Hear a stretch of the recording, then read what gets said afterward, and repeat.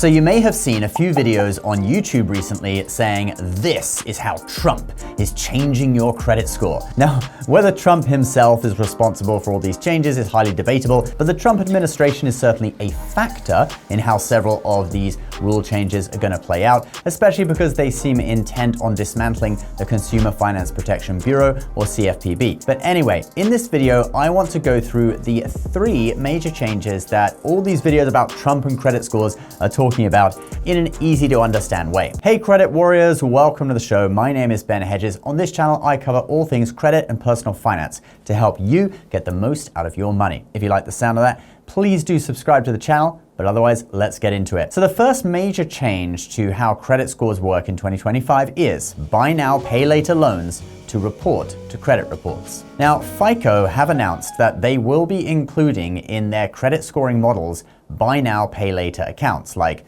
Affirm, Klarna, those pay in 4 things that you see at the checkout on many websites. They conducted a study last year on how adding data on these types of loans would affect people's credit scores, and that is now done. Quote, the study found that for the over 85% of consumers who had opened a new BNPL account, there was generally a consistent impact on their FICO scores. It also found that impacts on FICO scores predictiveness ranged from modest improvement to no adverse impact across a range of different use cases. In other words, it doesn't seem to screw up people's credit scores too much if they add in data from these types of loans. And thus they are going to go ahead with it and do it, saying this in a press release. Based on learnings from this industry-leading analysis, FICO is developing a solution to introduce its proprietary treatment of BNPL data to the credit scoring marketplace. FICO will be releasing more information on this exciting product development soon. So it's going to be coming out sometime soon. Probably this year. Now, while they make it sound fine, there are some concerns though. These are short-term loans, often with periods of 6 months to a year. Will that shorten the average age of accounts on your credit report and thus lower your score? Maybe they've created a special algorithm for that treats these loans differently. I'm not sure. Then another consideration, which isn't to do with the credit score, but to do with something else, is that if you have extra payments that you have to make each month showing on your credit report, then that increases your debt to income ratio, or DTI.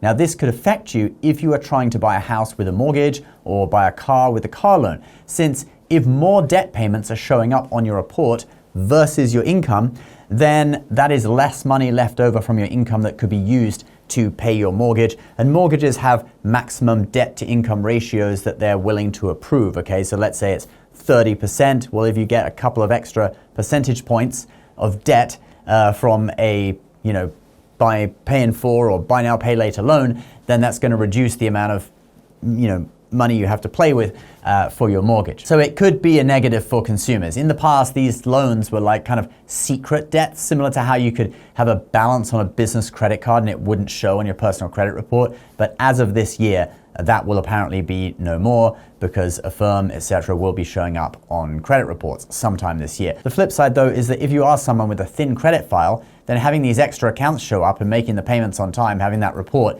it could in theory help increase your credit score. All right, let's now look at the second major change.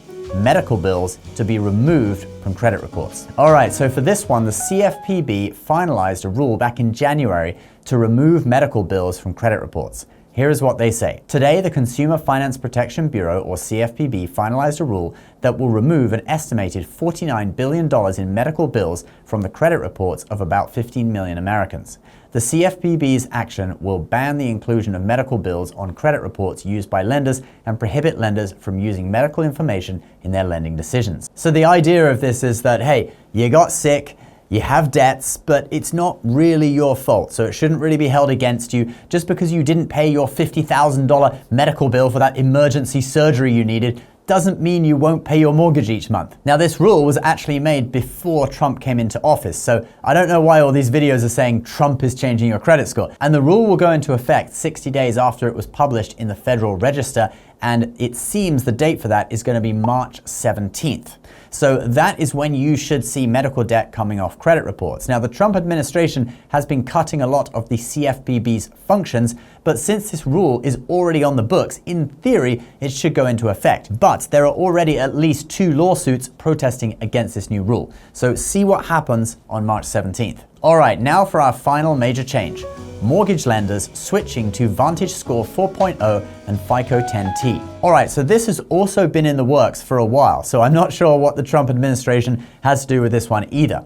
But this year, Fannie Mae and Freddie Mac, the two government-backed mortgage lenders that are behind 70% of the US mortgage market, are supposed to switch from doing what is called a tri-merge of Experian, TransUnion, and Equifax FICO stores into a bi-merge of VantageScore 4.0 and FICO 10T. Now, if you look at the charts that are supplied along with this, the difference isn't huge, but it seems that using VantageScore 4.0 will lead to a slightly higher score in some cases. So the banks may like this because it means more people will qualify for their mortgage products. But another key thing is, this is optional. Delivering a bi-merge credit report is optional, and lenders can choose to continue with the tri-merge report. So it's not even guaranteed that every bank will use this, and things could just keep going as normal. This was supposed to come out in the last quarter of 2025, but it seems now that the timescale has changed to TBD, to be determined. So this is another one where you can make it sound like a big change,